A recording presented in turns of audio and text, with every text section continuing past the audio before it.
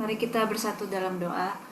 Suka mengucap syukur Tuhan buat hari ini kalau kami bisa berkumpul kembali Tuhan Yesus untuk memulai kelas baca kitab Roma kami Tuhan. Kami bersyukur ya Bapa kalau Engkau memberikan kami satu lagi kesempatan untuk bisa kembali ke hadirat-Mu Tuhan, untuk bisa lagi mempelajari kebenaran firman-Mu ya Tuhan Yesus. Bapa memberkati setiap kami Tuhan.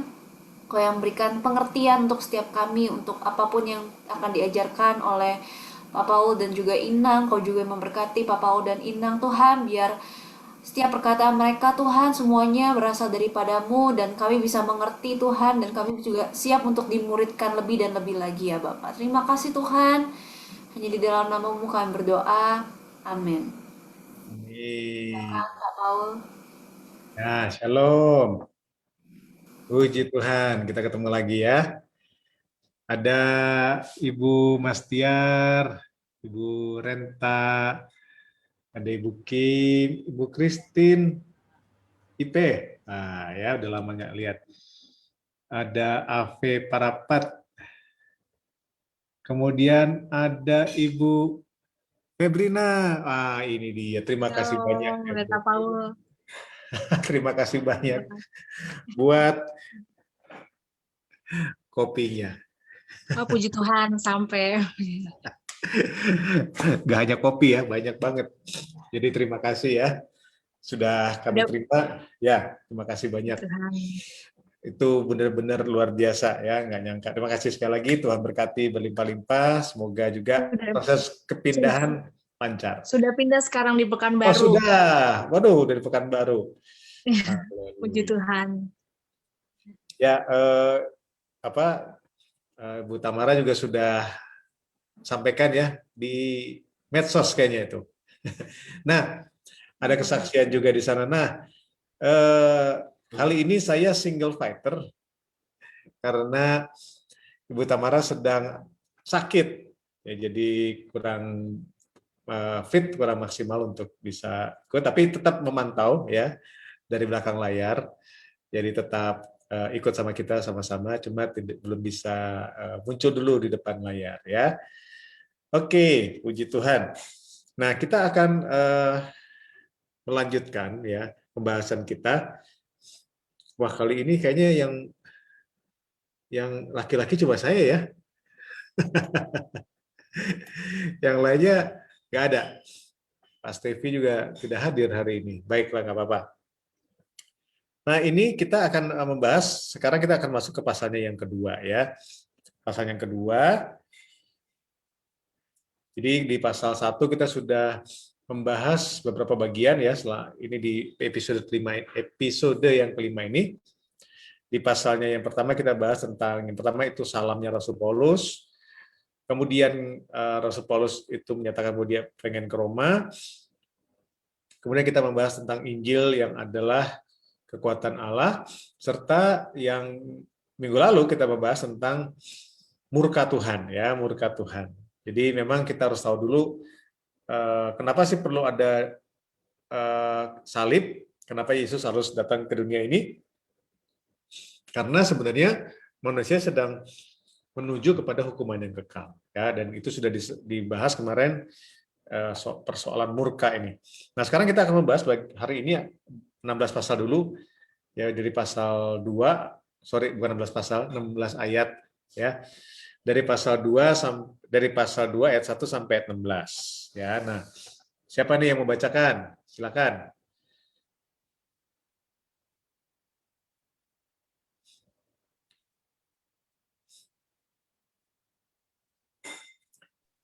Saya Pendeta Paul. Baik, terima kasih Bu Febriana. Roma 2 ya Pendeta. Ya, dari ayat 1 sampai 16.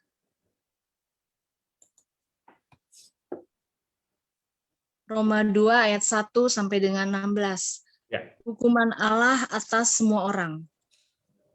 Karena itu, hai manusia, siapapun juga engkau yang menghakimi orang lain, engkau sendiri tidak bebas dari salah.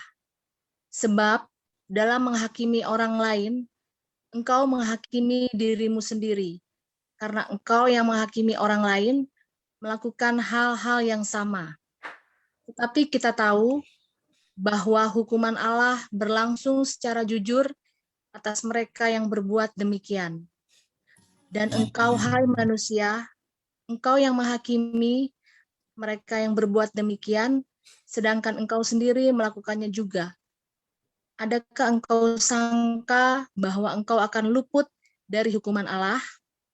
Maukah engkau menganggap sepi kekayaan kemurahannya, kesabarannya, dan kelapangan hatinya? Tidakkah engkau tahu bahwa maksud kemurahan Allah ialah menuntun engkau kepada pertobatan, tetapi oleh kekerasan hatimu yang tidak mau bertobat, engkau menimbun murka atas dirimu sendiri. Pada hari waktu mana murka dan hukuman Allah yang adil akan dinyatakan.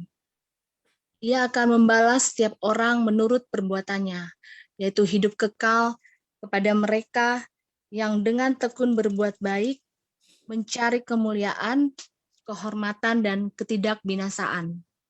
Tetapi murka dan geram kepada mereka yang mencari kepentingan sendiri, yang tidak taat kepada kebenaran, melainkan taat kepada kelaliman.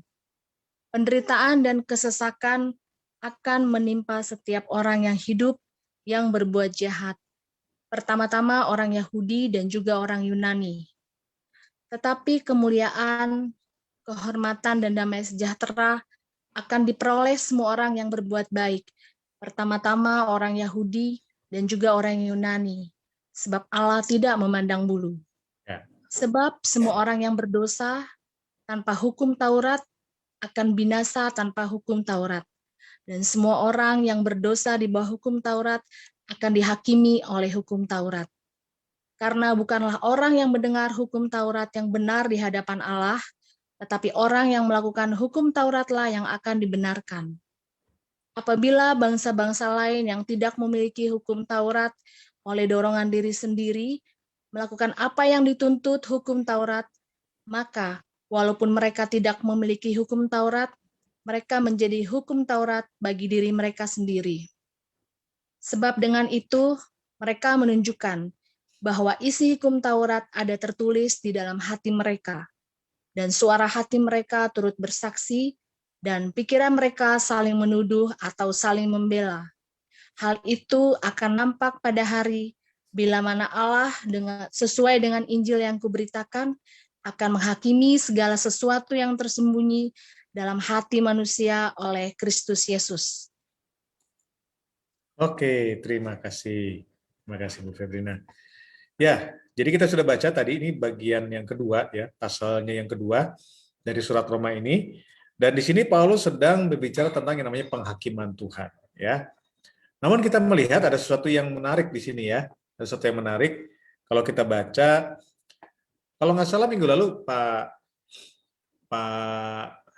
Stevi ya, kalau nggak salah bilang begini kan, bahwa murka Tuhan, terus Tuhan itu menyerahkan mereka kepada kelaliman dan seterusnya ya, kepada perbuatan-perbuatan yang mengerikan. Nah, kemudian Pak Stevi kan bilang begini, oh jadi orang-orang Romawi, jemaat di Roma ini begitu ya. Nah, sebenarnya kalau kita baca di pasal 1 itu tidak dibilang itu jemaat Roma, tetapi disebutnya mereka, ya mereka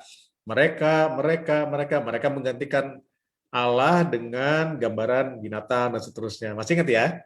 Itu di pasal yang ke-1. Tapi kemudian pasal kedua, kalau tadi kita dengar dan kita baca dengan teliti, ada perubahan tuh. Dari bilang mereka, sekarang tidak lagi jadi mereka, tapi menjadi kamu dan juga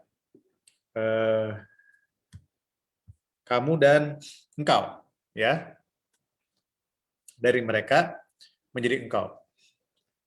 Dan kemudian dari bicara hal yang spesifik manusia dan seterusnya menjadi manusia secara individu, gitu ya. Coba diklik next.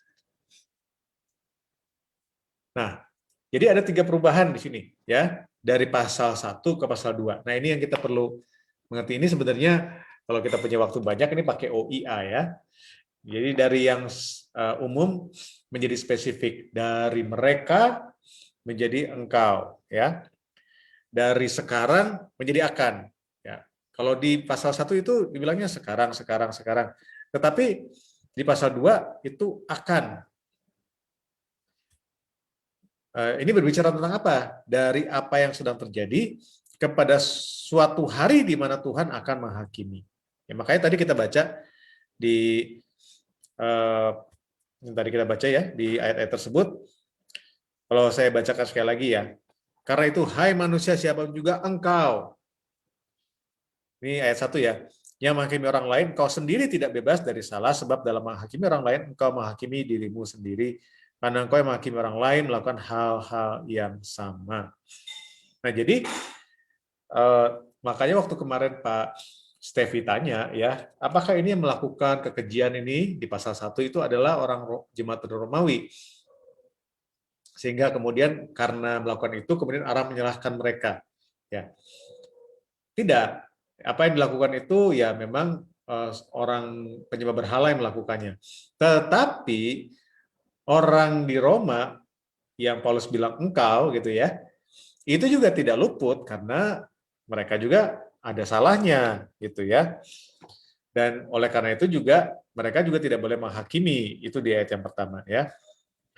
Dan ayat 2 dikatakan begini, tetapi kita tahu bahwa hukuman Allah berlangsung secara jujur atas mereka yang berbuat demikian. Dan engkau, hai manusia, engkau yang menghakimi mereka yang berbuat demikian, sedangkan engkau sendiri melakukannya. Juga apakah engkau sangka bahwa engkau akan luput dari hukuman Allah?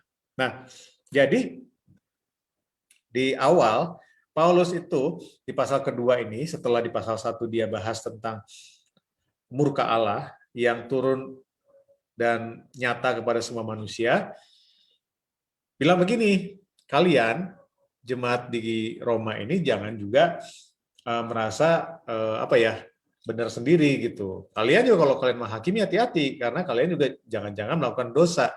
Belum tentu dosanya sama, tapi tetap melakukan kesalahan. Ya, bisa juga sih dosanya sama, tetapi intinya tidak ada manusia tidak bersalah. Itu intinya. Ya. Oleh karena itu, ya kita melihat di sini Paulus mengubah kata-katanya dari mereka menjadi engkau. Ya.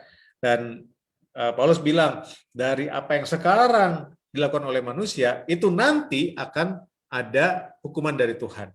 Ya. Nah, jadi menarik ya, kalau dalam cara berpikirnya Paulus, itu ada dua jenis respon dari Tuhan. Yang pertama itu murka Tuhan, yang kedua itu hukuman Tuhan. Kita kalau membaca sekilas, ya, dua kata murka dan hukuman, mana yang lebih berat?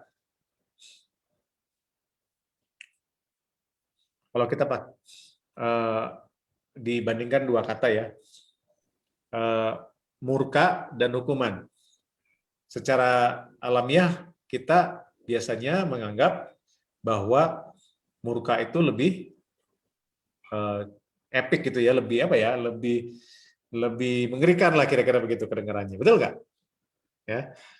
Nah, tetapi dalam tulisan Paulus ini kita lihat bahwa murka Tuhan atau kemarahan Tuhan itu ya, itu kan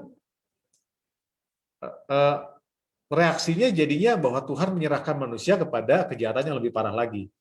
Betul nggak? Ya, itu kita sudah baca itu di minggu lalu pasal 1 ya. Tuhan Allah menyerahkan mereka kepada amoralitas dan seterusnya ya. Nah, tetapi itu bukan hukuman, karena hukuman Tuhan ada lagi tuh ya, di pasal 2 dibahas. Hukuman Tuhan itu artinya nanti di akhir itu. Ya, nanti itu semua akan diperhitungkan. Jadi sebenarnya manusia berdosa itu harus hati-hati karena mereka tidak hanya menerima hukuman, mereka juga menerima murka. Murka itu terjadinya sekarang, hukuman terjadi nanti.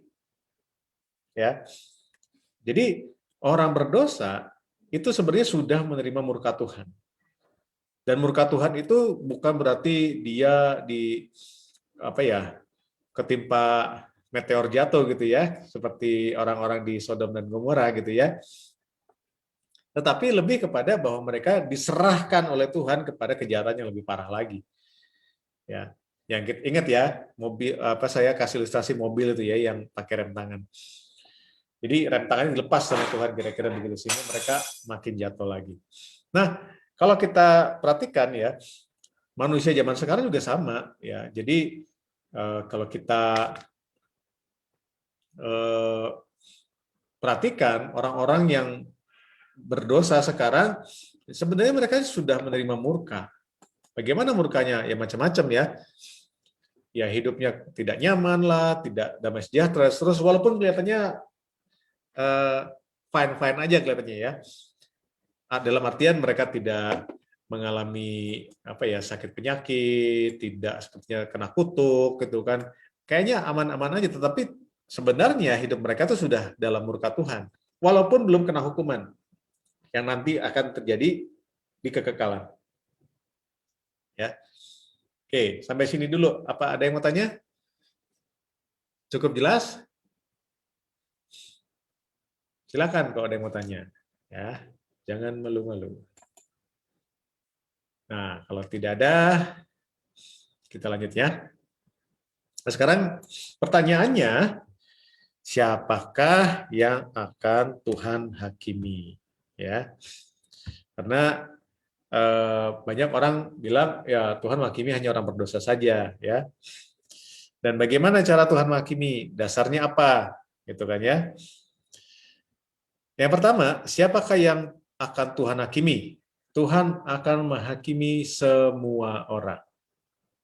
Ya, semua orang. Ya. Menghakimi itu bukan menghukum. Ya, menghakimi itu artinya menimbang ya, dan memutuskan apa yang harus diberikan kepada orang tersebut sebagai sebuah hukuman. Nah, jadi kalau menghakimi, semua orang akan dihakimi, gitu kan ya. Artinya akan menghadap Tuhan sebagai hakim. Dan bagaimana cara Tuhan menghakimi? Dasarnya apa? Ya. Nah, kita bisa baca di Kejadian 18 ayat 16 sampai 32 tentang Sodom dan Gomora, tapi kita akan baca hanya ayat 25-nya saja. Ya, saya bacakan bagi Bapak Ibu ya. Nggak ada bapak-bapaknya, saya sendiri. Jadi saya bacakan bagi kita semua. Abraham bilang begini, waktu Abraham berdoa kepada Tuhan supaya Tuhan tidak langsung menghukum Sodom dan Gomora. Ya, jauhlah kiranya daripadamu untuk berbuat demikian, membunuh orang benar bersama-sama dengan orang fasik, sehingga orang benar itu seolah-olah sama dengan orang fasik. Jauhlah kiranya yang demikian daripadamu, masakan hakim segenap bumi tidak menghukum dengan adil. Ya. Nah, jadi Tuhan itu cara menghukumnya adalah dengan yang namanya keadilan. Ya, keadilan. Nah, kata keadilan ini harus jelas bagi kita semua. Apa yang dimaksud dengan adil? Ya, di dalam Kejadian tadi ayat pasal 18 ayat 25, Abraham bilang begini kan, Tuhan, karena Tuhan itu adil, tidak mungkin menghukum orang benar bersama-sama dengan orang adil. Seolah-olah orang benar itu juga melakukan hal yang sama dengan orang adil, orang yang jahat tersebut. Ya, harus dihukum dengan adil. Nah, oleh karena itu harus ada pertimbangan, ya, harus ada yang namanya judgment, perhitungan, ya, apa yang sudah dilakukan dan apa yang tidak dilakukan, supaya orang bisa menerima konsekuensi dengan benar. Kalau dia memang benar, nggak boleh dihukum. Kalau dia memang salah, tidak boleh dilepaskan, ya, harus dihukum. Itu yang namanya adil. Ya. Kita pun zaman sekarang ini menuntut yang namanya keadilan, betul nggak? Kalau kita diperlakukan tidak adil, pasti kita nggak suka dong. Ya, dan Tuhan itu adil, jadi nggak mungkin Tuhan melakukan ketidakadilan. Ya. Nah, kalau ngomong soal adil nih ya, boleh di close dulu ininya, Gaby.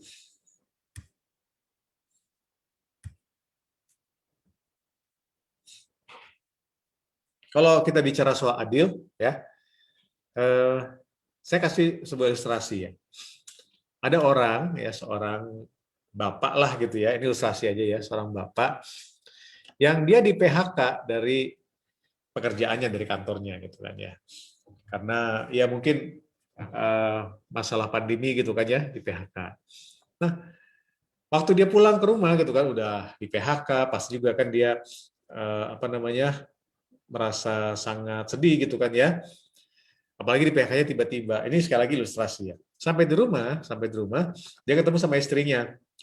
Istrinya bilang begini, "Pak, ini anak kita sakit, harus dibawa ke rumah sakit. Tapi kita nggak punya uang.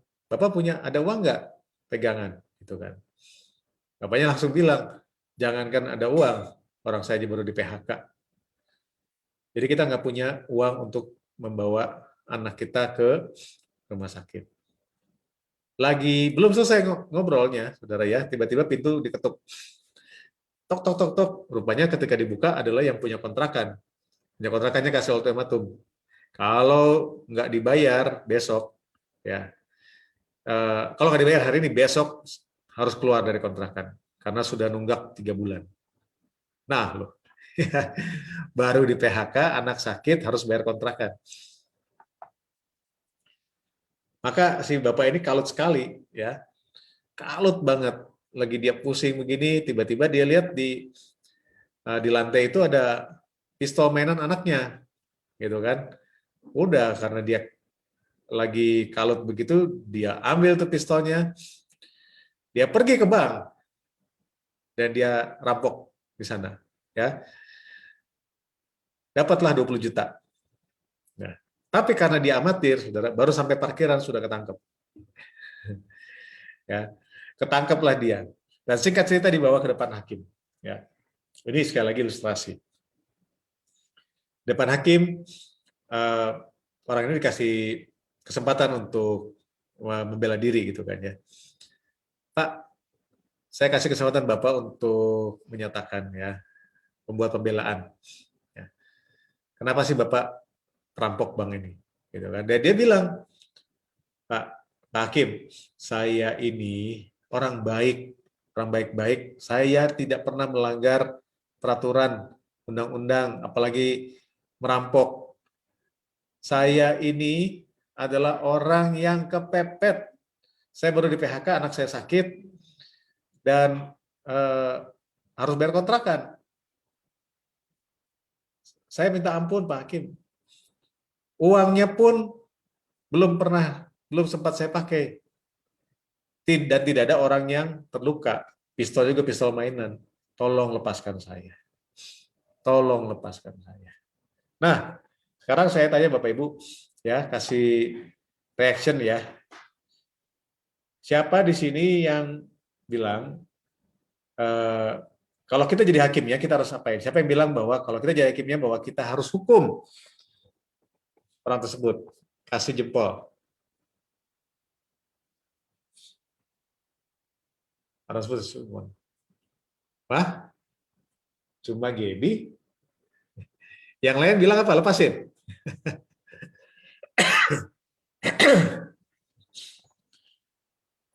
Bu Kim, lepasin Bu Kim. Oke, siapa yang bilang lepasin? Coba kasih jempolnya. Udah Pak, lepasin aja itu orangnya gitu kan. Wah, nggak ada ya. Wah, Ibu Kim bilang lepasin aja itu orangnya, kasihan ya. Kalau gitu, kalau nanti Ibu Kim punya bank, kita rampok rame-rame ya.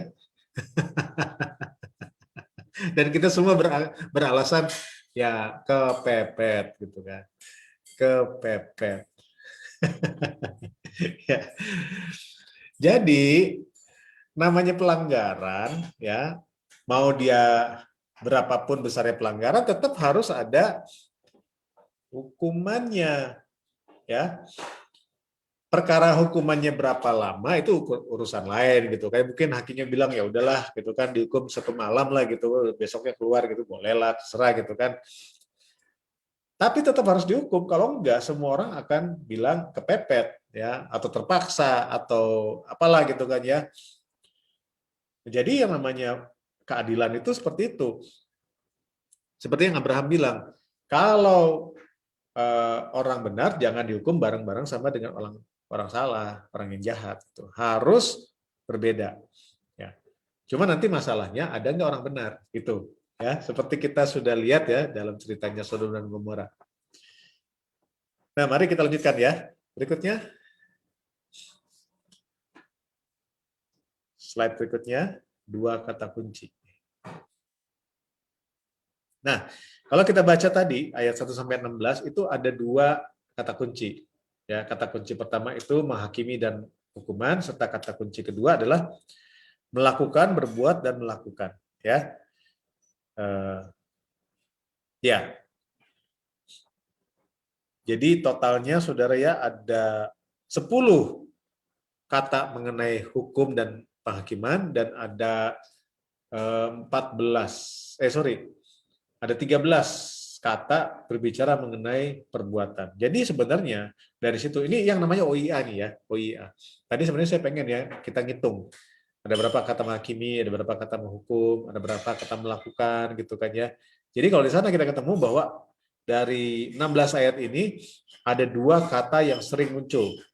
Yaitu yang pertama adalah soal menghakimi dan hukuman, yang kedua adalah soal perbuatan. Nah, jadi sebenarnya kesimpulannya adalah Tuhan akan menghakimi berdasarkan apa yang kita lakukan. Benar atau salah? Benar atau salah? Ya. Jadi kalau kita benar ya nggak boleh dihukum, tapi kalau kita salah itu wajib untuk dihukum. Ya. Kalau seperti tadi ya, ilustrasi tadi, kalau dia dilepaskan maka semua orang akan melakukan kesalahan, akan melakukan kejahatan dan beralasan bahwa dia kepepet lah, terpaksa dan seterusnya ya. Tetapi Tuhan itu adil sehingga semua orang akan dihakimi berdasarkan apa yang dilakukan ya. Baik, kita lanjutkan ya.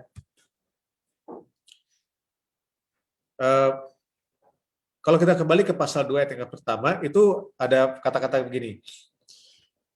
Karena itu, hai manusia, siapapun engkau yang menghakimi orang lain, engkau sendiri tidak bebas dari salah, sebab dalam menghakimi orang lain, engkau menghakimi dirimu sendiri. Karena engkau yang menghakimi orang lain melakukan hal-hal yang sama. Ya. Jadi orang yang melakukan kejahatan di Roma pasal 1 ayat 29-32 yang kita sudah bahas minggu lalu, ya, mereka menggantikan Allah dan seterusnya, mereka tidak mengakui Allah dan seterusnya, gitu kan ya. Itu akan dihakimi. Tapi mereka yang menghakimi orang yang melakukan perbuatan tersebut juga akan dihakimi kalau melakukan hal yang sama, gitu. Ya. Jadi setiap orang itu kalau dia melakukan kesalahan, ya, maka dia pasti akan dihakimi. Tapi orang lain yang melihat dan menghakimi orang lain yang berbuat salah, kalau dia melakukan hal yang sama pasti akan dihakimi juga. Jadi tidak ada orang dan manusia yang lepas dari penghakiman. Intinya itu. Jadi kalau misalnya ada hakim gitu ya, hakim itu memvonis seseorang yang melakukan korupsi. Tapi kalau hakim itu korupsi, kira-kira hakim itu dihakimi juga nggak? Dihukum juga nggak? Pasti, gitu kan? Hanya karena dia itu jabatannya hakim, tidak berarti dia itu lebih tinggi daripada dia di mata hukum ya, daripada orang yang dia hakimi. Nah, orang-orang di Roma ini jangan sampai mereka berpikir karena mereka orang percaya, orang Kristen, ya sudah percaya Yesus, kemudian bisa menghakimi orang lain yang menyembah berhala misalnya. Kalau mereka juga melakukan hal yang sama, mungkin tidak menyembah berhala langsung ya, tetapi menyembah diri sendiri atau menyembah pekerjaannya, materinya, uangnya dan seterusnya, ya sama juga gitu loh. Mereka juga akan dihakimi. Ya. Oke, mari kita lanjutkan ya. Di dalam dunia ini, saudara ya, ada 2 jenis penghakiman, ya, penghakiman manusia dan penghakimannya Allah. Kalau manusia itu, saudara ya, dan ini juga dicatat dalam hukum Taurat, ya, itu mereka tidak akan menghukum kalau memang perbuatan itu tidak diketahui. Jadi tidak dihukum kalau tidak ketahuan. Ya, jadi kalau kita lihat ya di dalam dunia ini, makanya dalam sidang pengadilan harus ada yang namanya pembuktian bahwa dia benar-benar melakukannya. gitu kan. Tapi di mata Tuhan, karena Tuhan Maha tahu gitu kan, tidak ada perbuatan yang tersembunyi yang tidak akan diketahui oleh Tuhan. Ya, itu bedanya, saudara ya. Kemudian penghakiman manusia itu tidak dihukum kalau jika ada di luar daerah yurisdiksi gitu kan ya. Ya kalau saudara ada dan tinggalnya di Singapura lah gitu ya, dan melakukan kejahatannya di Singapura gitu kan, maka polisi Indonesia nggak berhak untuk menangkap saudara. Ya bisa kerjasama sih, tetapi nggak bisa nangkep langsung di Singapura kecuali dia ke Indonesia gitu saudara. Kenapa? Karena polisi Indonesia punya daerah kekuasaan di Indonesia. Ya. Nah, tapi Tuhan itu tidak seperti itu, ya. Tuhan itu maha hadir, tidak ada tempat di mana Tuhan tidak hadir. Sehingga semua manusia dimanapun pasti akan menerima hukuman kalau dia melakukan kesalahan dimanapun itu. Masih ingat cerita Yunus ya? Masih ingat ya? Dia sampai sengaja naik kapal dari Samaria ke Yafo, dari Yafo mau dia pergi ke Tarsis. Masih ingat ya? Pasal 1 ayat 3 dia bilang begini kan? Supaya jauh dari hadapan Tuhan. Ya, jauh dari hadapan Tuhan. Dia kira kalau dia pergi ke Tarsis, ke Spanyol gitu ya, maka dia tidak akan lagi masuk dalam daerah kekuasaan Tuhan. Dia pikir mungkin Tuhan hanya ada di Israel, gitu kan saudara ya. Padahal Tuhan itu maha hadir. Makanya Yesus bilang kan, Allah pencipta daratan dan lautan. Ya, Tuhan itu ada di mana-mana. Kemudian kalau penghakiman manusia tidak akan dihukum jika ada celah dalam undang-undang. Ya, jadi kalau misalnya ada undang-undang gitu kan ya, yang mengatur sesuatu, kalau ada celahnya tuh, ya maka kalau diambil tuh celahnya sama pelakunya, maka tidak bisa dituntut. Ya. Cuma di hadapan Tuhan, hukum Tuhan itu sempurna, tidak ada celahnya. Nah itulah sebabnya kenapa kita harus ya istilahnya hati-hati dan sadar bahwa hukum Tuhan itu sempurna, kita tidak bisa neko-neko. Ya dengan bilang Tuhan ngertilah kalau saya kan gini ini seolah-olah Tuhan itu bisa nego gitu dalam keadilannya, saudara. Tidak bisa, saudara. Kalau bicara soal keadilan, maka Tuhan itu sempurna. Kemudian yang terakhir dalam penghakiman manusia, ya orang yang dipenjara bisa kabur kan, saudara ya. Tapi tidak ada manusia yang bisa lari dari hadirat Tuhan. Nah, itulah yang saya bilang tadi, ingat ilustrasinya Yunus ya. Yunus itu mau pergi dari hadirat Tuhan. Ya. Oke. Sebentar.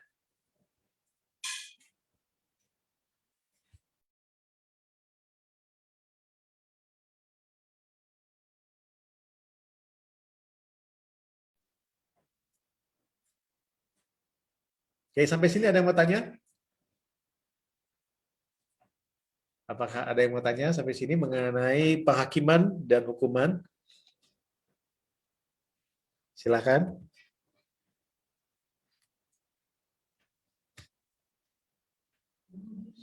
Recording in progress. Oh, ya.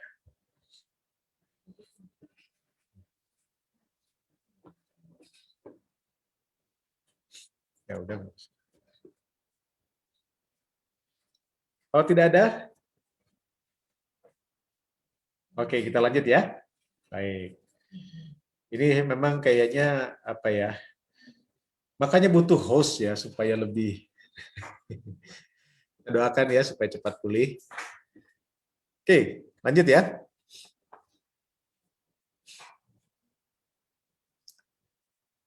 Silakan. Nah, jadi kita sudah lihat bahwa hukuman Tuhan itu sempurna, Tuhan itu maha tahu, maha hadir, dan tidak ada yang bisa lari dari hadirat Tuhan, tidak ada yang bisa lari dari penghakiman Tuhan. Ya. Tapi mungkin ada yang bilang begini ya, ini tadi saya sudah kasih ilustrasinya. Next, oke. Ada orang yang asumsi, yang berkata begini, Kan Tuhan itu mengasihi, tidak mungkin menghukum manusia. Tuhan itu kan mengasihi, tidak mungkin menghukum manusia. Nah, kita sudah baca di Roma 2 ayat 4-5 tadi ya, sudah baca sampai Bu Febrina. Saya baca sekali lagi ya. Maukah engkau menganggap sepi kekayaan kemurahannya, kesabarannya, dan kelapangan hatinya? Tidakkah engkau tahu bahwa maksud kemurahan Allah ialah menuntun engkau kepada pertobatan? Jadi sebenarnya, saudara-saudara, Tuhan itu bukannya tidak mengasihi. Dia sudah memberikan waktu dan kesempatan. Dia sudah sabar. Ya, saudara ya. Makanya dikatakan ya, maukah menganggap sepi kekayaan kemurahannya, kesabaran, dan kelapangan hatinya. Jadi Tuhan itu tidak langsung menghukum manusia begitu dia bersalah, langsung dihukum, jebret gitu kan. Ya enggak gitu kan saudara ya. Enggak instan. Tuhan kasih kesempatan untuk manusia itu bertobat. Nah tetapi ayat berikutnya bilang begini, tetapi oleh kekerasan hatimu yang tidak mau bertobat, engkau menimbun murka atas dirimu sendiri pada hari waktu di mana murka dan hukuman Allah yang adil akan dinyatakan. Ya. Jadi kalau sekarang itu kelihatannya manusia itu walaupun berbuat dosa, ya kita lihat ada orang yang jahat banget, tapi kok kayaknya hidupnya fine-fine aja. Ya, jangan kita bilang kok Tuhan nggak adil. Bukan Tuhan nggak adil, belum. Ya, istilahnya mungkin Tuhan masih kasih kesempatan kepada orang tersebut, sehingga orang tersebut akan bertobat. Gitu ya. Kalau dia tidak mau bertobat, ya udah, dia akan menimpa murka, menumpuk ya murka, menimbun murka atas dirinya. Satu saat itu pasti akan dinyatakan oleh Tuhan, saudara ya. Pasti Tuhan itu adil, ya. Tuhan itu tidak tidur, ya. Gusti ora sare, nah itu ya, yang sering orang sampaikan. Gusti ora sare. Jadi bukan berarti kalau satu manusia itu berbuat jahat itu tidak dihukum, terus kita bilang, oh Tuhan kok ada tuh orang udah jahat tapi hidupnya fine-fine aja, baik-baik aja gitu kan. Kayaknya Tuhan kok nggak adil. Oh tidak, saudara ya. Jangan berasumsi, saudara ya. Makanya lanjut, next. Makanya jangan berasumsi kepada kebaikan Tuhan. Karena hanya akan menimbun murka Allah. Jadi kalau orang berdosa dan kemudian tidak dihukum gitu kan, dan kemudian kita pikir, oh iya ternyata nggak apa-apa nih, terus kemudian nambah lagi dosa lagi. Oh iya nggak apa-apa. Akhirnya lama-lama saudara dia akan masih terbiasa. Hati-hati karena dia hanya akan menimbun murka Allah. Ya. Galatia 6 ayat 7. Jangan sesat, Allah tidak membiarkan dirinya dipermainkan, karena apa yang ditabur orang itu juga yang akan dituai. Ya, jadi jangan berpikir ya seperti ada orang yang mengatakan wah kasih karunia Tuhan itu luar biasa. Ya, Tuhan itu sudah tidak marah, Tuhan itu sudah melihat Yesus di kayu salib sehingga tidak mungkin menghukum manusia lagi. Ya mungkin pernah dengar ya, paham ini ya. Sekali selamat tetap selamat, nggak peduli kamu mau dosa sekali apapun, sebesar apapun, kalau kamu sudah diselamatkan Tuhan, maka keselamatan itu sempurna. Tuhan tidak akan menghukum kamu lagi. Ya. Sampai ada yang ekstrimnya bilang mau apa istilahnya, kalau kamu sudah pernah terima Yesus, tidak mungkin bisa kehilangan keselamatan walaupun sudah murtad sekalipun. Wah, itu keterlaluan, padahal ayatnya banyak sekali yang mengatakan kalau kamu murtad, maka kamu kehilangan keselamatan. Ya, jelas gitu ya. Jadi jangan berasumsi kepada kebaikan Tuhan. Nah, bagian kedua, siapa dan bagaimana Tuhan menghakimi? Tadi kita sudah bahas di awal ya, bahwa Tuhan menghakimi semua orang dengan cara yang adil. Nah, siapa yang akan kena hukuman? Semua orang yang melakukan kesalahan, saudara. Ya. Dan Tuhan akan menghakimi berdasarkan perbuatan kita, baik ataupun jahat, dan tidak ada opsi yang ketiga. Nah, jangan lupa, saudara ya, yang namanya dosa itu bukan hanya coba di close dulu, Gaby. Ya. Kalau orang bilang apa sih yang namanya dosa, ya maka orang akan mendaftarkan paling tidak ya soal membunuh, mencuri, berbohong, berzina, gitu kan ya? Itu yang namanya dosa. Seputar itulah ya. Biasanya itu kan seputar itu. Tapi kalau kita melihat ya, hukum Taurat itu tidak hanya bicara soal pelanggaran-pelanggaran ya, seperti tadi ya, membunuh, mencuri, berzina dan seterusnya. Hukum Taurat juga bicara soal yang namanya kewajiban. Nah, berapa sih jumlah hukum dalam Taurat? Jumlah hukum dalam Taurat itu ada 613, saudara, ya. Pak, bukannya cuma 10. Ya. 10 itu adalah 10 perintah Allah. Itu bagian dari hukum Taurat. Hukum Taurat sendiri jumlah totalnya ada 613. Ya. 613 itu terdiri dari 365 hukum yang sifatnya positif. Kita pilih lagi, Gaby.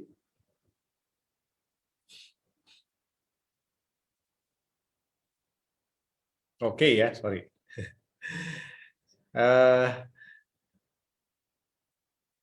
613 hukum dalam Taurat itu, ini sebelumnya. Nah, 613 itu adalah yang disebut hukum Taurat, terdiri dari 365 hukum positif dan 248 hukum negatif. Apa bedanya hukum positif dan hukum negatif? Ya, kalau ada yang tanya, ya, hukum positif itu bunyinya adalah harus, wajib, ya, hendaklah, gitu kan, saudara ya. Hukum negatif akan berbunyi jangan, tidak boleh, gitu kan, dilarang. Itu hukum negatif. Nah, saudara-saudara lihat, lebih banyak hukum kewajiban atau hukum larangan? Lebih banyak hukum positif apa lebih banyak hukum negatif? Ya. Ternyata sebenarnya hukum Taurat sendiri itu bicara lebih banyak hukum positif. Hukum positif itu contohnya adalah hormati hari Sabat, ya. Kemudian hormati orang tua. Nah, itu hukum positif, ya. Kemudian harus membantu orang miskin misalnya ya. Harus berlaku adil kepada budak dan seterusnya, itu hukum positif. Ya, hukum positif. Nah, di Yakobus 2 ayat 10 itu ada ayatnya, Saudara. Sebab barang siapa menuruti seluruh hukum itu, maksudnya hukum Taurat, tetapi mengabaikan satu bagian daripadanya, ia bersalah terhadap seluruhnya, ya Saudara. Nah, jadi jangan lupa bahwa yang namanya hukum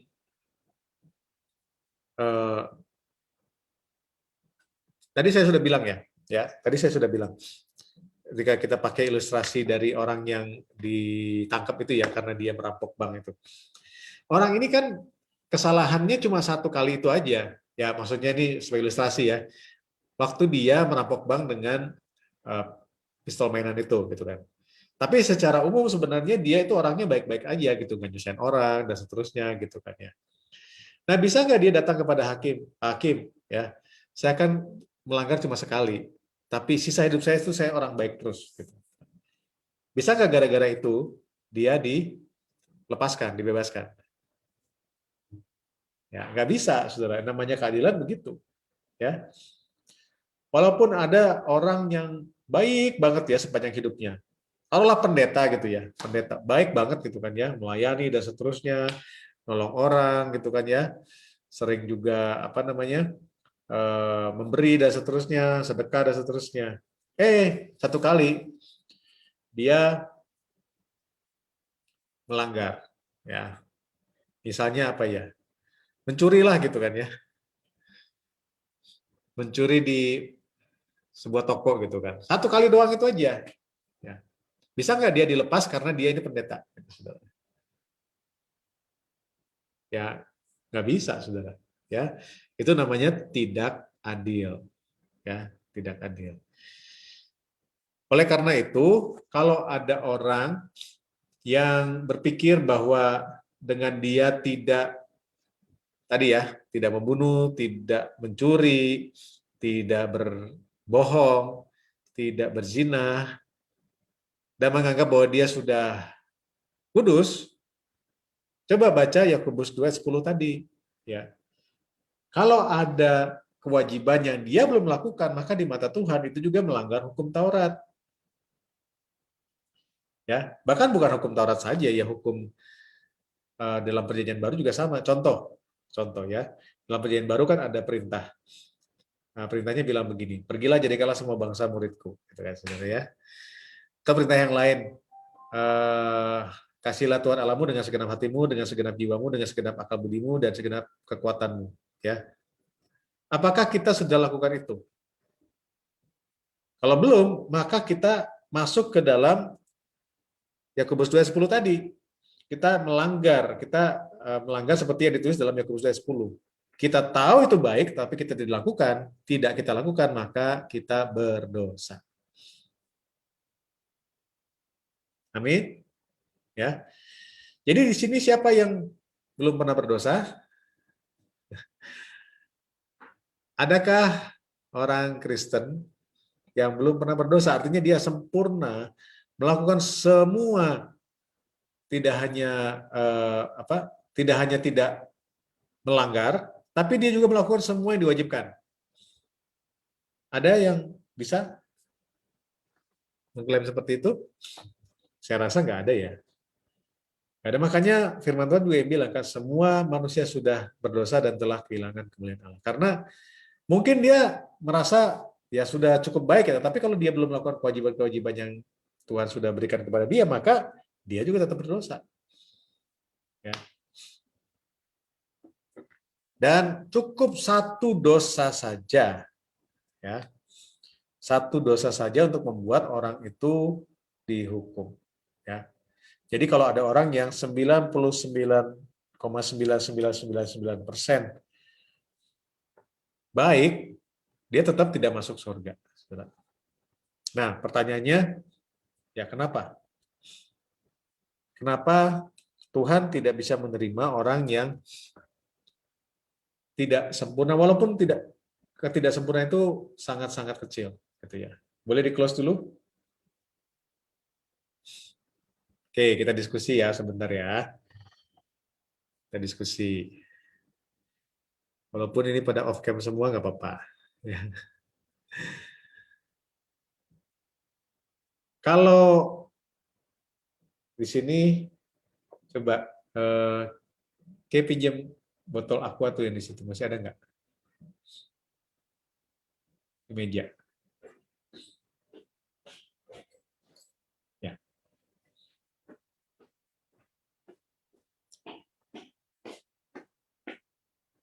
Thank you. Nah, ini saya pegang sebuah botol air mineral, ya, air mineral. Nah, kalau anggap aja ini sudah diminum ya, jadi saya juga nggak tahu ini punya siapa gitu kan ya. Tapi anggap aja ini masih disegel, ya. Kalau saya kasih kepada saudara, mau nggak minum dari botol aqua ini? Kalau ini masih disegel, masih penuh dan masih disegel, pasti nggak ragu untuk menerimanya, betul ya, dan meminumnya.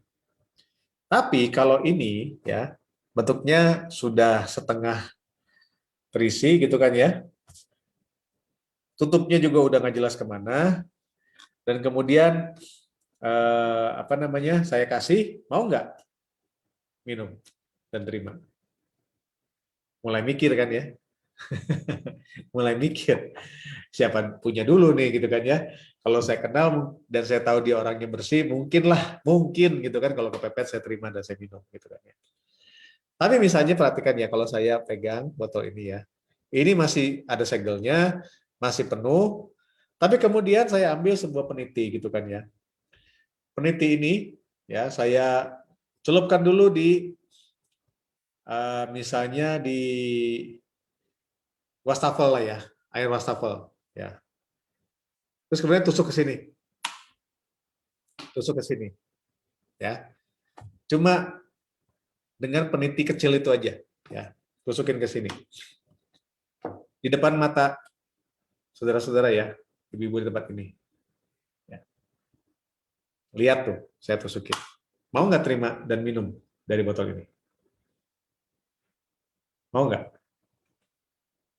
Enggak. Tidak. Enggak. Tidak. Oke. Terima kasih Bu Keke, Bu Christine. Ya. Kenapa nggak mau?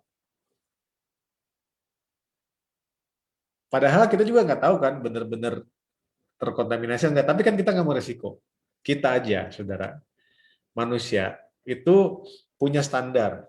Kalau mau minum air mineral, kita pengen yang masih disegel.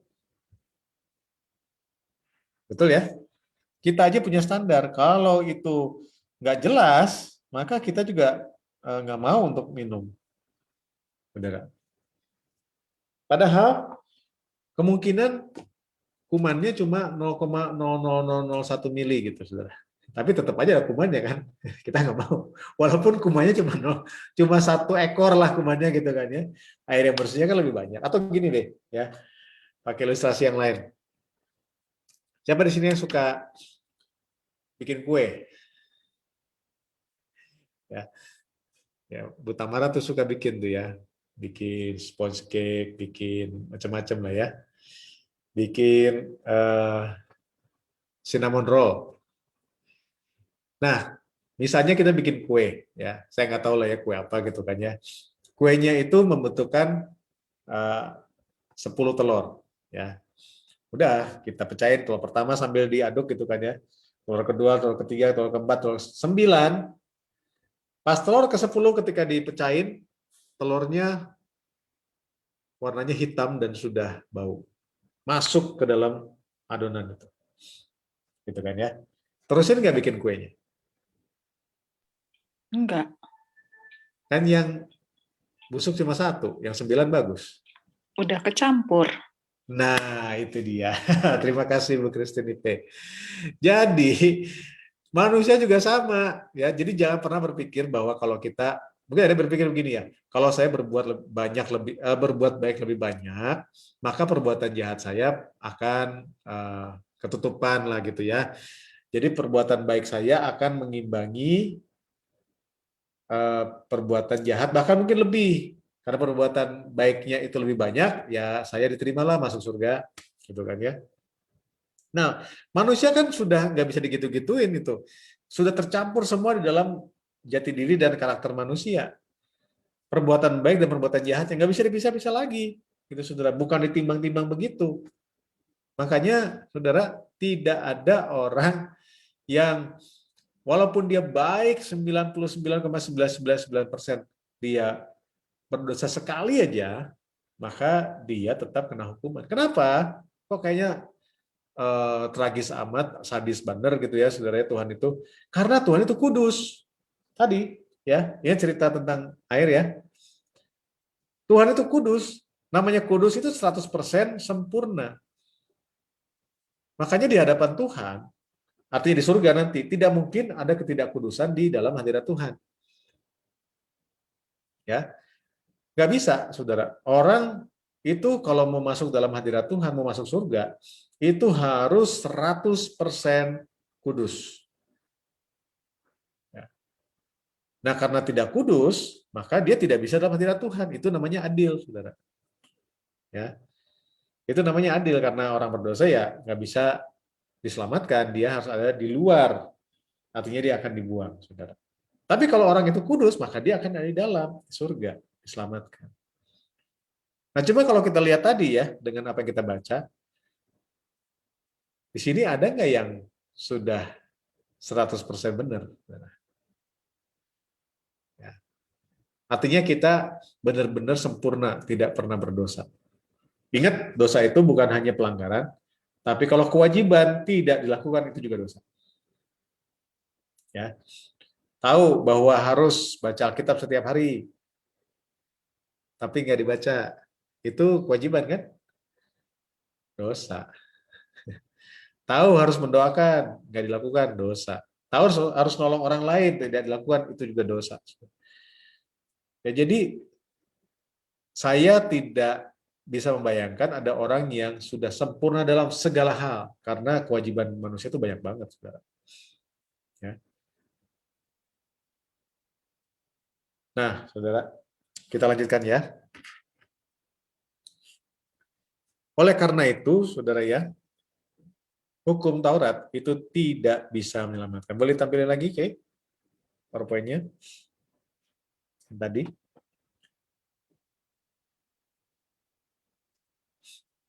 Ya. Hukum Taurat tidak bisa menyelamatkan. Galatia 10. Ya. Karena semua orang yang hidup dari pekerjaan hukum Taurat berada di bawah kutuk. Sebab ada tertulis, terkutuklah orang yang tidak setia melakukan segala sesuatu yang tertulis dalam kitab hukum Taurat. Ya. Jadi sebenarnya orang yang hidup dalam hukum Taurat itu seperti dalam kutuk. Kenapa disebut di dalam kutuk? Karena tidak ada orang yang sanggup sebenarnya untuk melakukan Taurat. Tidak ada. Ya. Tidak ada orang yang sanggup untuk melakukan hukum Taurat. Ingat ya Bapak Ibu, kalau kita dengar mengenai hal ini, yang dimaksud hukum Taurat itu adalah aturan-aturan yang Tuhan tetapkan di Perjanjian Lama, gitu ya. Tetapi bukan berarti di Perjanjian Baru tidak ada hukum, ada juga, yaitu hukum kasih, saudara. Dan itu sebenarnya jauh lebih berat, saudara. Karena hukum kasih itu tidak lagi melihat perbuatan, tapi melihat apa yang dalam hati. Ingat Yesus kan bilang begini, barang siapa membenci saudaranya maka ia sama seperti pembunuh. Ya. Orang benci itu sama seperti pembunuh, gitu kan.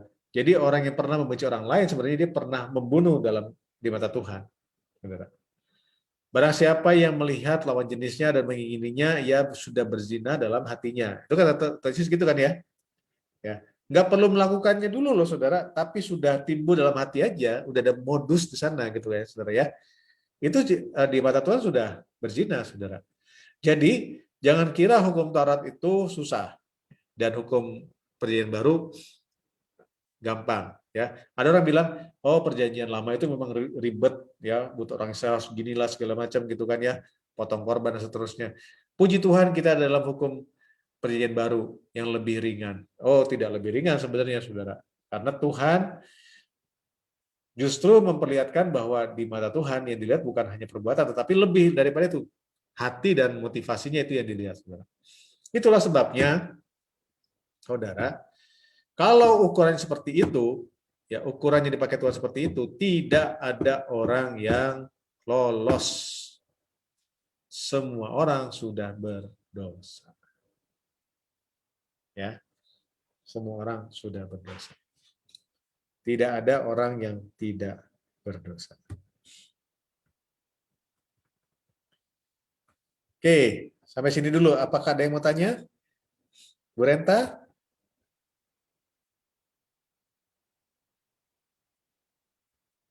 Gimana? Tadi saya udah itu Pak, udah chat. Oh, udah chat. Saya lihat dulu ya. Tapi direct ke Bapak gitu. Karena saya kan tadi di dalam perjalanan. Oke. Jadi ada yang miss gitu tuh Pak.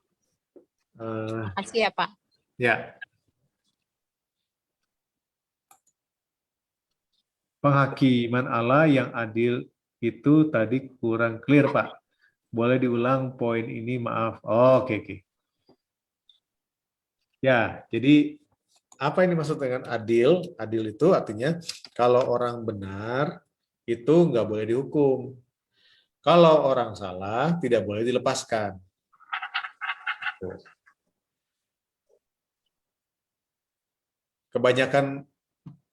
Kebanyakan orang sih memandangnya begini, ya. Ya Tuhan itu kan baik. Ya udahlah saya melakukan ini ya Tuhan pasti ngerti lah gitu. Nah, itu yang jadi masalah. Asumsi bahwa Tuhan itu bisa dipermainkan. Ya. Bahwa oh Tuhan itu nggak akan marah lah kalau kita begini begitu. Nah, gini aja ya. Di sini kita semua kalau malam kan doa ya sebelum tidur. Ya. Biasanya kan kita berdoa juga untuk minta ampun gitu kan, betul ya? Kalau kita mau minta ampun sama Tuhan, ya pasti kita ingat bahwa Tuhan itu adalah Tuhan yang mengampuni karena Dia mengasihi kita. Betul ya? Betul. Makanya kita selalu bilang begini, Tuhan yang baik, Tuhan yang maha kasih, ampunilah saya gitu ya. Saudara, saya yakin tidak akan bilang begini, Tuhan, Engkau adalah Allah yang adil. Dan saya bersalah. Maka berikutnya apa saudara harusnya? Kau adalah Allah yang adil. Dan saya sudah melakukan salah. Maka Ampunilah saya.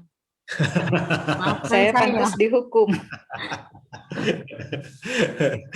Ya kalau itu balik ke yang tadi ya, justru kalau Tuhan itu adil dan kita tahu Tuhan itu adil, maka Tuhan kalau Tuhan itu adil maka kita fairnya adalah Dia harus hukum kita karena kita salah. Kalau kita bilang Tuhan karena Engkau adil maka ampunilah saya gitu kan, nah itu bukan soal keadilan, itu soal kasihnya Tuhan gitu. Jangan hukum. Nah ya minta ampun itu bukan kepada Allah yang adil, kira-kira gitu. Minta ampun itu kepada Allah yang penuh kasih.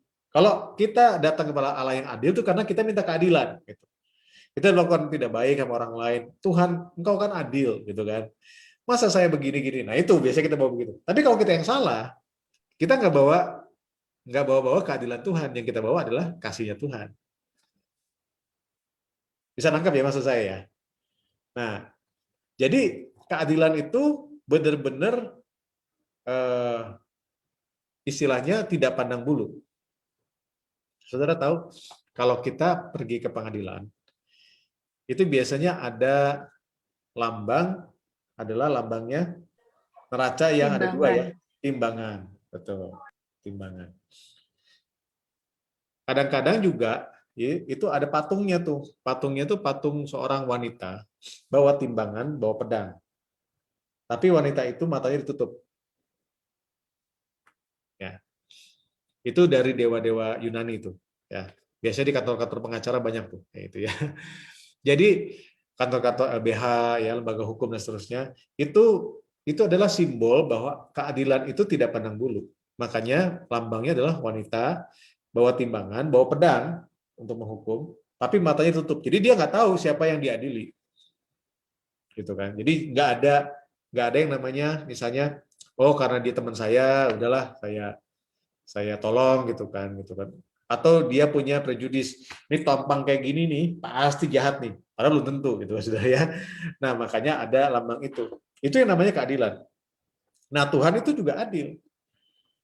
Makanya Abraham bilang kan di Kejadian tadi ya, jauhlah kiranya engkau menghukum orang benar bersama-sama dengan orang jahat. Kalau engkau Tuhan yang adil tidak akan melakukan hal yang demikian. Dan makanya kita harus ingat selalu ya, ada 3 karakter Tuhan ya, yang paling utama. Yaitu yang pertama adalah kudus, yang kedua adalah adil, dan yang ketiga adalah kasih. Ya. Nah ini kita akan bahas semua nih ya. Jadi kekudusan Tuhan membuat tidak ada manusia yang tidak kudus bisa masuk dalam hadirat Tuhan. Nah, kalau tidak kudus, maka karena Tuhan itu adil, maka dia harus dihukum. Jadi kekudusan Tuhan itu menentukan standarnya. Keadilan Tuhan menentukan hukumannya. Tapi puji Tuhan, Allah kita bukan Allah yang penuh, bukan Allah yang hanya kudus dan adil saja. Dia juga Allah yang penuh kasih. Ya. Sehingga dia mau untuk menyelamatkan kita. Nah, caranya bagaimana? Ya, lewat Yesus. Nah, nanti kita akan bahas itu lebih panjang lagi. Itu. Apakah cukup bisa diterima, Bu Renta? Cukup, Pak. Terima kasih banyak. Terima kasih sama-sama. Nah, oke. Lanjut ya. Kita lanjutkan. Nah, sekarang kita sampai kepada ayat 14 dan 15.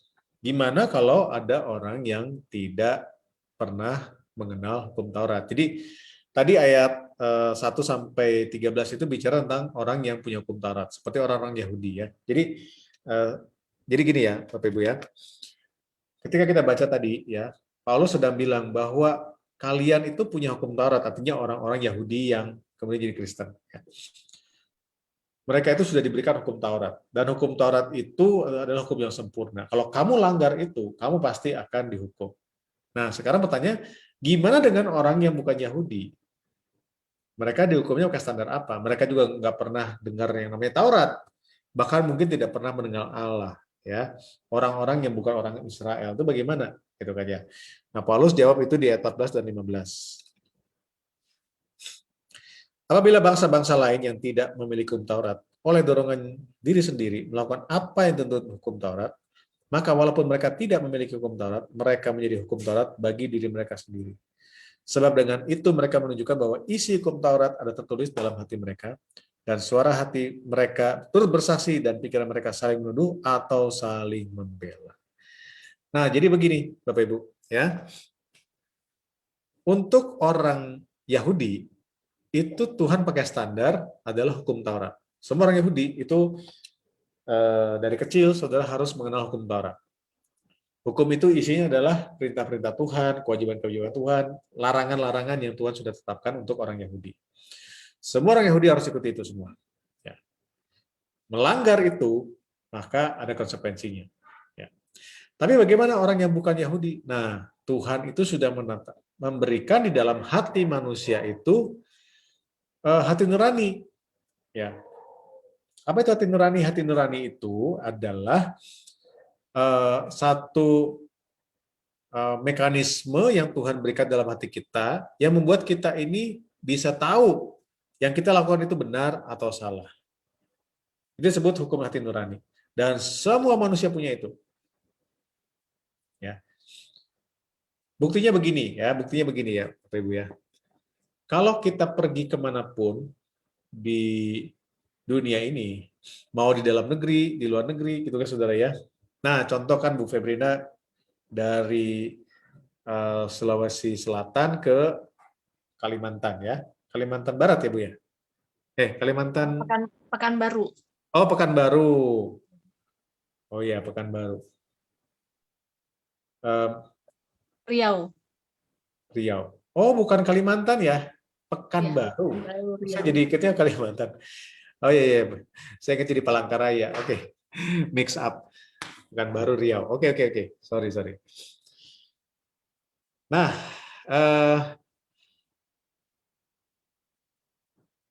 di Sulawesi Selatan itu kan sebelum masuk yang namanya agama-agama ya.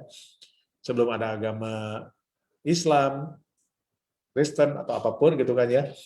Biasanya itu penduduk asal tuh punya yang namanya agama suku mereka, agama asli. Ya, betul ya? Nah, tetapi waktu saya percaya Bu Febrina walaupun mungkin baru saja pindah, tapi di Pekanbaru juga pasti ada tuh agama asli. Dimanapun saudara berasal juga pasti ada agama asli. Ya, di Sunda tuh ada, Banten ada, Jawa ada, ya agama asli, agama suku tuh, ya. Tapi nggak jadi Indonesia, ya. Di China ada, Korea ada, ya agama aslinya gitu kan saudara ya. Di mana lagi? Semua daerah ada. Bahkan di pulau-pulau terpencil ada, ya. Papa saya dari Maluku ada juga, ya. Orang di daerah Eropa ada nggak? Ada, ya. Dia punya agama suku. Dan dewanya itu sekarang jadi film terkenal tuh, ya. Salah satu tokoh di Avengers. Atau ibu-ibu suka nonton film Avengers nggak nih? Satu dewa yang bawa apa? Palu tuh, namanya Thor. Nah itu aslinya adalah dewanya orang Skandinavia, ya, orang Viking. Ya. Itu dewa tuh, ya, disembah oleh mereka. Terus di daerah Pasifik itu kan di Hawaii di mana itu daerah-daerah pulau-pulau kecil ya padahal ya ada juga di sana. Itu sudah jadi film juga, filmnya Disney ya, filmnya Moana tuh. Di Amerika ada nggak? Ada. Afrika, apalagi, saudara ya. Jadi semua daerah di dunia ini yang tidak, yang bukan Yahudi sekalipun, itu punya agama. Dan isinya apa? Kepercayaan tersebut. Ya, kepercayaan tersebut pada dasarnya isinya mirip-mirip, yaitu peraturan untuk tidak membunuh, ya, peraturan untuk apa namanya kewajiban ini, kewajiban itu, dan seterusnya. Jadi basically, kalau kita perhatikan, maka kita akan menemukan dimanapun itu manusia, kayaknya kok tiba-tiba bisa muncul dari dalam dirinya satu kepercayaan mana yang benar, mana yang baik. Nah, itu yang Tuhan bilang, hukum hati nurani yang sudah diberikan pada semua manusia, dimanapun. Jadi manusia itu bisa punya rasa bersalah, atau punya rasa bahwa dia lakukan hal yang benar, walaupun belum pernah mendengar yang namanya Taurat. Jadi walaupun kita pergi ke suku terpencil yang belum pernah ketemu manusia lain misalnya, kok mereka juga punya aturan gitu, saudara ya. Ada aja aturannya gitu kan. Dan ujung-ujungnya mereka juga menyembah sesuatu gitu kan. Ya, karena di dalam hati manusia itu ada kekekalan sehingga mereka itu mencoba untuk mencari yang namanya Tuhan. Ya, itulah sebabnya Paulus bilang, nah buat mereka-mereka itu yang tidak pernah dengar hukum Taurat, maka mereka itu diadilinya secara gimana? Dihakiminya. Apakah mereka melanggar hati nurani mereka sendiri? Gitu. Jadi kalau mereka sendiri tahu bahwa itu salah tapi tetap dilakukan gitu kan, walaupun itu bukan hukum Taurat ya, maka mereka sudah bersalah. Jadi semua orang itu diadili. Kalau orang Yahudi berdasarkan hukum Taurat, untuk orang bukan Yahudi itu berdasarkan hati nurani. Nah, sekali lagi, walaupun dengan hati nurani sekalipun, tidak ada manusia yang tidak berdosa. Semuanya sudah berdosa. Oke, makanya di next, kabar buruk ya, semua orang sudah bersalah kepada Allah. Roma 3 ayat 23, ini kita loncat ya ke pasal 3. Karena semua orang telah berbuat dosa dan telah kehilangan kemuliaan Allah. Ya. Oke, sampai sini. Ya, kita tinggal satu slide lagi. Tapi sampai sini ada yang mau tanya? Sebelum saya tutup dengan slide terakhir. Jadi intinya Bapak Ibu ya, sampai di ayat ke 15 ini, ya, kita menemukan bahwa semua orang tuh, mau itu orang Yahudi, orang bukan Yahudi, semua sudah berdosa. Semua sudah bersalah. Tidak ada yang lolos. Dan seorang yang berdosa pasti akan dihukum oleh Tuhan. Nah, itu adalah kabar buruk. Kabar buruk. Tapi ada kabar baiknya ya. Next. Itulah sebabnya sangat penting bagi kita untuk mendengarkan kabar baik. Semua orang tahu ada Allah, tidak bisa dipungkiri ya, kita sudah baca ini di pasal 1 minggu lalu kita bahas ini. Semua orang tahu mereka sudah berdosa ya. Tidak ada yang lolos, baik itu melanggar hukum Taurat atau melanggar hukum hati nurani. Semua orang tahu ada penghakiman. Ya, karena murka Allah sudah nyata, ingat ya. Tuhan itu pasti akan menghakimi. Tetapi tidak semua orang tahu bahwa ada jalan keluarnya. Ya, ada jalan keluarnya. Itulah sebabnya kita ingat lagi apa yang Paulus tulis di awal ya, di pasal 1 ayat 16-17, sebab aku mempunyai keyakinan yang kokoh dalam Injil, karena Injil adalah kekuatan Allah yang menyelamatkan setiap orang yang percaya. Amin. Silakan.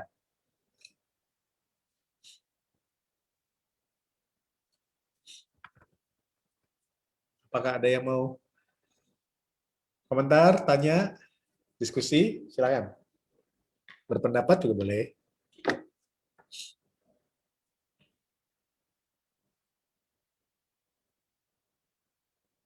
Cukup jelas ya, bahwa sebenarnya intinya, saudara, sampai di pasal 2 ini adalah semua orang sudah melanggar hukum Tuhan.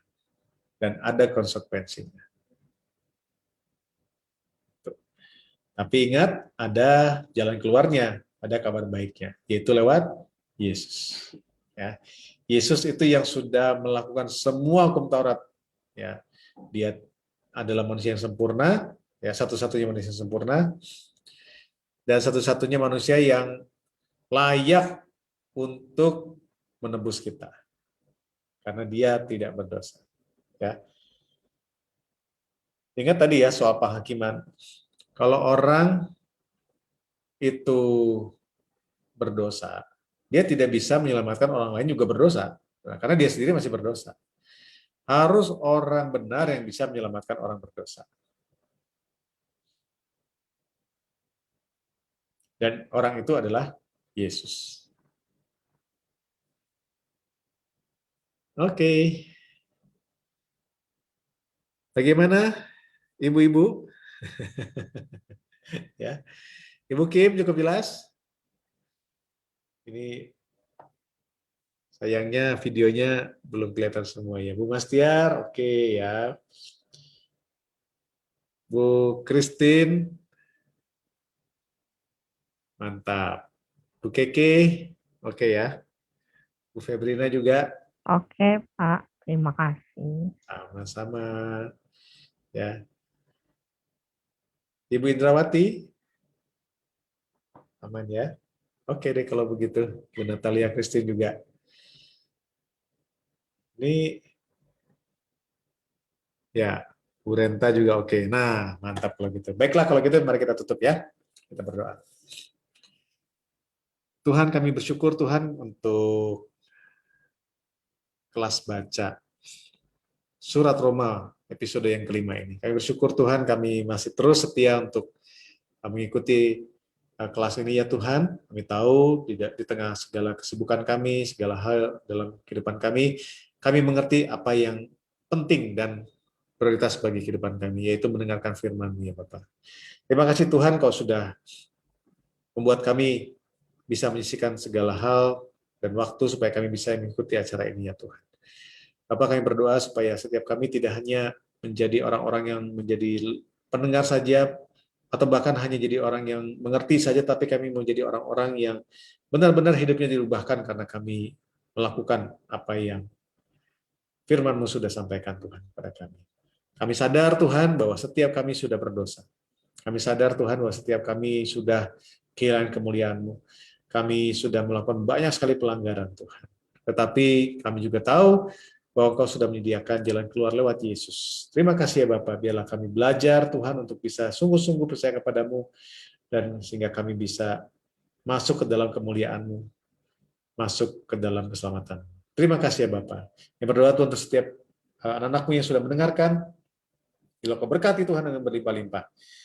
Kau angkat mereka yang punya beban Tuhan, sembuhkan mereka yang sedang sakit Tuhan, dan Kau berkati mereka yang sedang dalam kesulitan Tuhan. Terima kasih Bapak, di dalam nama Yesus Kristus.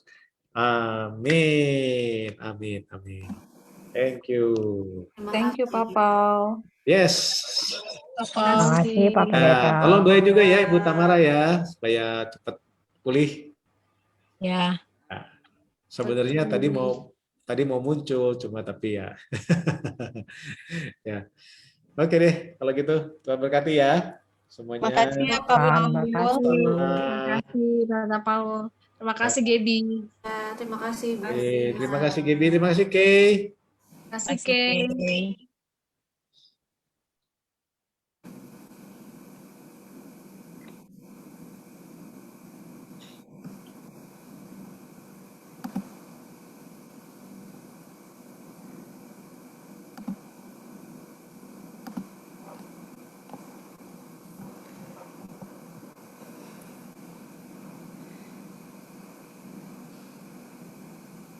Kamu di mana, Kay? Halo? Kenapa sih Kay jadi begitu backgroundnya?